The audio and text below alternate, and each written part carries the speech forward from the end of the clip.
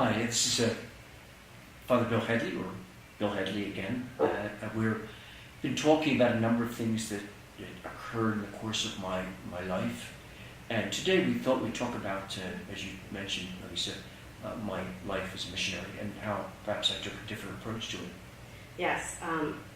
Father Bill, you may come to recognize, has his own sort of rebellious way of doing what he wants to do, even if it's not sort of approved of by the traditional path. And that's part of what we love about him, because he doesn't fit into any mold. But so as Father Bill mentioned, we're going to talk today about his life as a missionary, or what we are describing as there's more than one way to be a missionary. So when we were last talking, we were talking about your time in the late 60s in Charleston, right, and what that taught you about racial justice. And still at that time, when that was over, if I recall correctly, you were still hoping to be placed in a more traditional missionary role, to be placed someplace overseas for a long period of time and work with that community. And that's not the way things unfolded. So in your way, you somehow, the universe somehow, came together to find an alternate path for you to serve your purpose.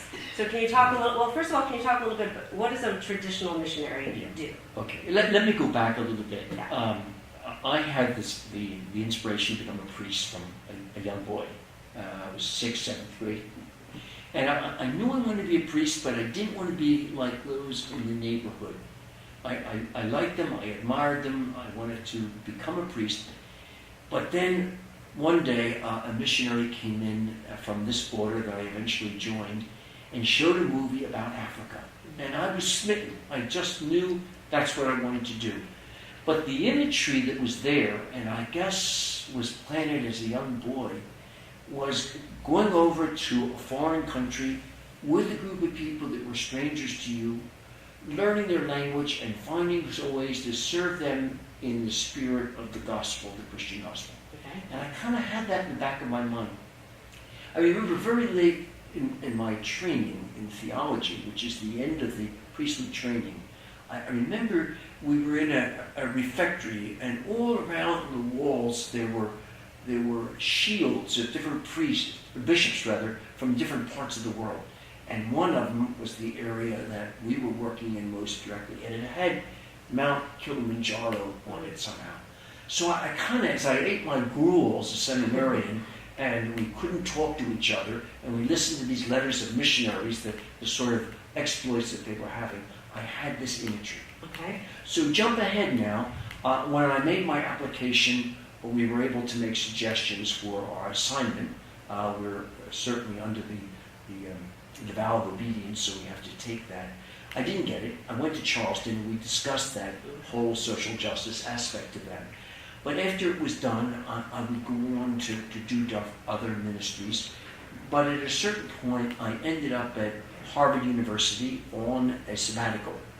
And during that sabbatical, I began to once again have this urge, and it had never really left me, but it became strong again.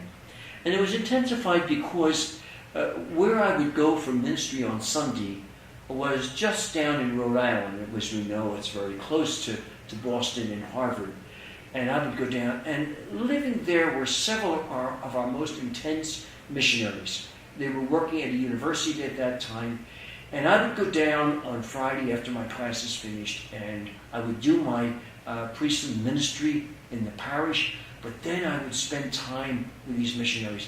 And if they did anything, they gave me sort of a mature now sense of mission life and the sort of things they were interested in. And so I applied again as I came to the end of my Harvard period to go overseas. Mm-hmm. And I was told no. And the reason that was given to me, I was overqualified. I had a doctorate in sociology, and it didn't look like they could use it in that particular context. Okay. But as it turned out, so I guess I had a sense that maybe my missionary aspirations were over somehow. And yet I just couldn't give up. And what happened was another missionary group called the Maryknoll Fathers were looking to set up an office of research and planning. And they were looking for someone with my sort of background. I had a doctorate in sociology, as you know, at that time. And so they offered me a position, and I received permission to move outside of my community and work for Maryknoll. Okay. And so then I took on this work. Now, you talked about a different approach to missionary life. I guess I never thought of it that way, so I appreciate you giving me a new way of framing that. But what I learned was that I was pretty lousy at languages. I probably would have made a very bad missionary in that traditional sense that I described earlier. But what I found out with Maryknoll, that as I could go into a situation, spend a little time there with a problem or concern that they gave me, and work that thing through and make a substantial and sometimes a very small contribution to the missionary effort. So I became a missionary of a different sort, to use your language, and this was the way. And so you had to be sort of ready to go at a moment's notice wherever there was an issue that they thought you could impact, and you would go and you would spend a week to a few weeks. Is that right? That's right. That's right. And you went all over the world, right? Yes, I did. If I wanted to travel internationally, I got my first exposure there. It would continue later on, but we'll talk about that as I joined Catholic Relief Services, and that was intensified. So for this period, you went to Asia, you went to South America, you went to Africa? Yes, that's right. So, and can you give me an example? What's one or two scenarios of a place you went, and what was the problem, and how did you start to address the issue? Okay, we were laughing earlier about Japan. I was sent one time to Japan. It was a workshop, and at that time I was giving a series of workshops on research methods to grassroots missionaries that were working on the site. But when I went, they always gave me another kind of problem or concern to work with. And this time I was sent to Hokkaido, which, as you know, was the northernmost island of Japan. And Maryknoll had 5 parishes there, as I recall. And the question was, they had to give it up. They couldn't maintain all of them. So they had to close 1 or 2 of them. Exactly. Okay. And so you can imagine, though, these pastors who had come to love their people and their parishes, they were not willing. So I met crossed arms and not a lot of willingness to cooperate. So I made my rounds, and it just really wasn't going anyplace. Until one of them talked about his parish council, which is a group of laymen in the parish that help the direction and the formation of the parish itself. So I said, could I talk to the parish council? He was a little grumpy about it, but I enabled it to happen. And in the course of the conversation, I discovered that there was a kind of 2 jettisons of land, that some of the churches were over here and some of the churches were over there. And what this man told me, who was in public office, is that they were going to build a bridge between these 2 strips of land. And it occurred to me immediately is if that bridge was built, then the distance of people that wanted to go to the church would be much shortened. They wouldn't have to sort of go around the landmass to come to the other side. Okay. And so I had my answer about which church to close. It was not welcomed by the priests that were there, but I had a reason and I had a way to go. Okay. Can you give me another example? I mean, I know there was something in South America, I believe, where there were elderly people that would attend a church and young people that stayed outside. That's right. Yeah. I tell the story of being invited. That was actually Peru. In Peru, okay. And it was a little earlier. It doesn't matter.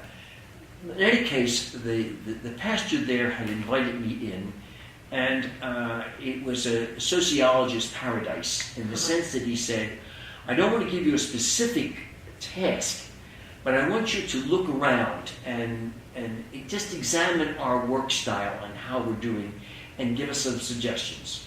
And he said, and notice the church in particular. And the situation that you described to me is there was a kind of a center part of the town that was right outside the church. And it had a fountain, and benches all around it, and public buildings all around. But the church was part of this centerpiece of the little town that we were in. And he said that what was happening is the church was not faced this way directly into the center that I just described, right. but on the side. Mhm. And what would happen is the older people would come to the church early on, and they would enter by this side door, which was the only door at that point, and they would settle right around the door.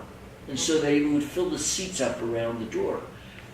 Well, that would be fine, but when the young people, who would always come either just in time or a little late, they wouldn't want to sort of climb over or go past the older people. Sure. There was a great sense of respect Yeah. among them. So they would end up spilling over into this center that I described, Like the town square. The town square, exactly. And so he said, "Would you look at that?" So I did. And later on, when I gave the report, I said two things. I said, first of all, it's worse than you think, in the sense that many young people are probably telling their parents that they're going to church, Mhm. but they never get to the steps. They just sort of sit and Hang out outside. Right, exactly. Okay.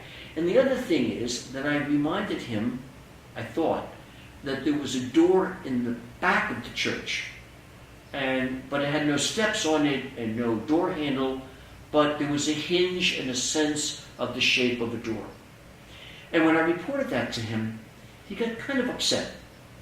He had been there for a number of years, thought that he knew everything about the church, and didn't recognize that there was a door back there. Did he say there is no door? There is no door. He went that far Yeah. to say there is no door there. And of course, his curiosity was aroused, and he looked, and he saw, as I had seen, that there was the frame of the door was all covered over in a different color and all kinds of things that would disguise it somehow. But if you put some wooden steps up there and a handle on the door and opened it up, you'd have a second door. And therefore the young people could go in. So simple. It's so simple and so good. But that's where, in a way, a fresh set of eyes, Exactly. he didn't see the door. That's right. Yeah. So it really wasn't very sophisticated sociological lore Right. that I used many times, but it was that sort of a thing. But there were many things. I remember, just jumping ahead, but it makes the same point. One time I was sent to, I'm trying to think of the country now, but in any case, the young CRS leader in the country, I'm sorry, I'm jumping outside of That's all right. Marino, had gotten into a land dispute with the local bishop. And the local bishop was the bishop of the whole country. It was a tiny country. The name will come to me, I suspect, before we finish talking. But in any case, it had gotten quite heated between the two of them about this land. And I was invited to go over and talk to the bishop and the young man and see if I could mediate something. So in that particular case, again, the task was different than the other two examples that I gave, but also very pertinent. It called upon some mediation skills that I had developed in the course of my studies. Mm-hmm. So during this time period, you went all over, many, many, many countries for a week or two or three at a time, Right. and then you'd go elsewhere. I would imagine that the conditions in the countries you were in varied quite a bit depending on where you were, but that many of them were probably kind of unstable places. Yes. Did you ever feel any fear going into any of these countries? No, I don't remember fear. It really wasn't an important emotion to me in that Or context. did you ever feel nervous about your personal safety? Well, I did get mugged 4 or 5 times during the course of the lifetime, but never seriously. Well, one time sort of seriously, I must confess. I was in Nepal and got really banged up on that occasion. So your personal safety was threatened, but you never thought, well, maybe I need to rethink this path. Right, but no, there's no hero in that, in the sense that normally I was with people who lived and worked in the area, and they advised me about where to go and where not to go. There were a couple exceptions. I remember being in Gaza at one time, and we were in a hostel, and the person that I was with and I decided we would go out that evening for dinner someplace, which seemed naturally enough.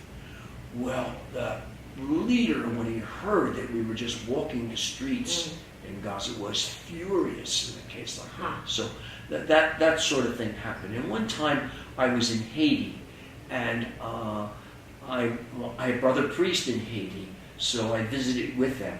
But CRS had demarcated a certain place that we were not to go. But I was with my brother Spiritans, and they took me there. They wanted to show me something. But CRS was really troubled with me. So I would sometimes sort of break the law, but not... in keeping with... Well, yeah, but in any case like that, those things happen from time to time. Are there any countries that you wouldn't go to because you would be too nervous about the safety? I don't know that I would feel too nervous. Again, under those parameters, it would be somebody there that I would know and would be sensible about things. I would prefer not to go to Afghanistan at this point. Part of it is I'm not sure the kind of services that I could perform would be very helpful in a case like that. Right. And that would be the only thing that would hold me back. Even there, if it were a case that I felt that I could lend some support or some insight, then I would go. Did you ever find when doing all this travel that you would wake up in the morning and not remember exactly where you were? Yes, that would happen with some frequency, actually. Yes.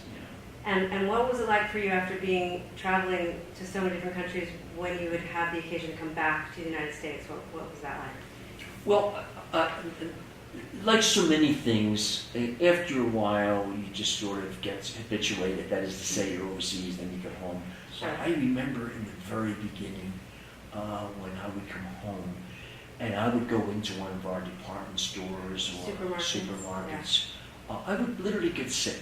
It would just the abundance of resources that would be there would be just overwhelming when I had been someplace else. I tell the story of being in Africa one time with one of my brother missionaries, and we pulled into a small village around lunchtime, and he said to me, "Did you want to eat lunch?" And I had learned that when he talked about food, I would say yes, because it was a little uncertain about things. So we knocked on the door, and the father greeted us very nicely and sat us on little stools, and brought out a big bowl of rice with little pieces of vegetable mixed in. We each given a spoon, and we all began to dive into this common thing. All the time, he and the missionary, my brother missionary, were talking in a language that I did not understand, and once in a while he'd take the time to translate, and so it went on. But the bowl, of course, sunk down to just a very little bit at the bottom, and he wanted to make sure we had enough. And when he did so, he reached behind him and moved back a covering, and gave it to his wife. You could see 3 small children back there. And you know, they had no warning, no phone call that we were coming, and we had just eaten probably not only their lunch, but probably their meal for the day. So they're powerful lessons like this about generosity and sharing that would go on.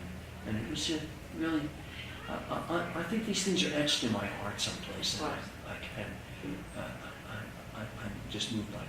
And it was in part why you gave up eating meat, right? Yes, that's right.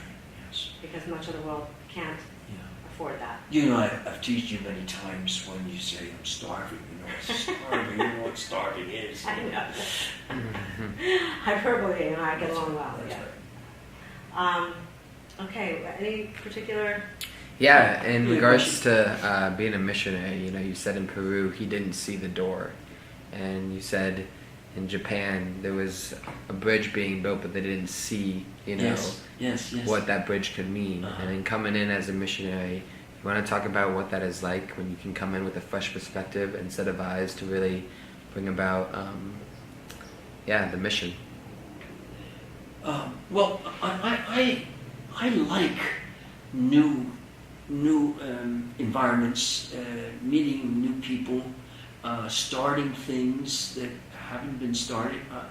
It's been the story of my life. So when I go in, my powers of observation are probably at their height in a case like this, and so I observe things rather easily and well. Sometimes they're much more ponderous sort of things than maybe the somewhat trivial examples that I gave you. And so I think I'm able to notice things that people who live there, and you said it well, it's just the outsider's perspective or viewpoint.